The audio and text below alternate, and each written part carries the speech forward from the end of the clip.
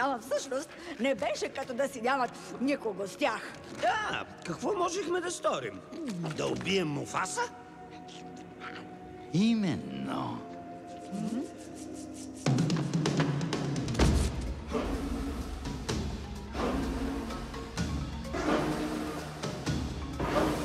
Аз знам, че загрявате бавно, като стар изгорял реотан.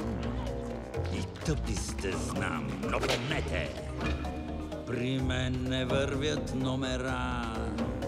От ясно по-ясно се вижда, че нещо не сте много в час.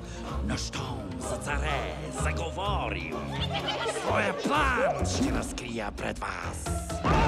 Чуйте днес новина сензационна, наострете до край своя слух.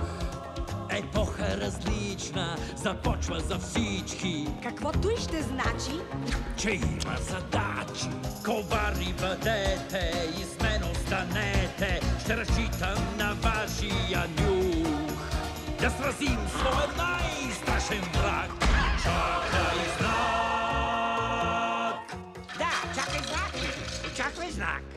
За какво? За смъртта на царя. Що, болен ли? Него пак ще го убием. И Симба също. идеално! Защо ни е цар? Без цар, без цар, ла-ла-ла-ла-ла-ла! Идиоти! Пак ще има цар! Ей, но ти каза, че... Аз ще бъда цар!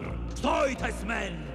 И никога не ще изпитате глад! Да, добре! Искам цар!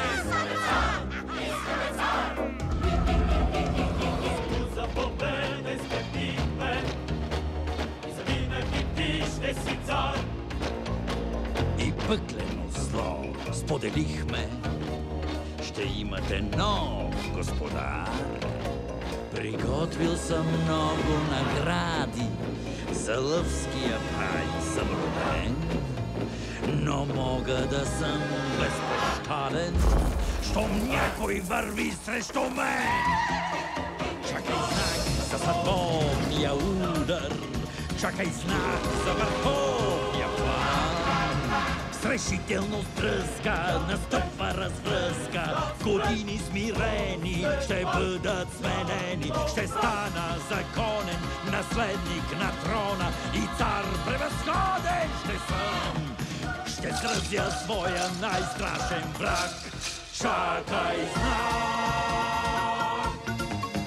Ще сразим своя най-страшен враг. Чакай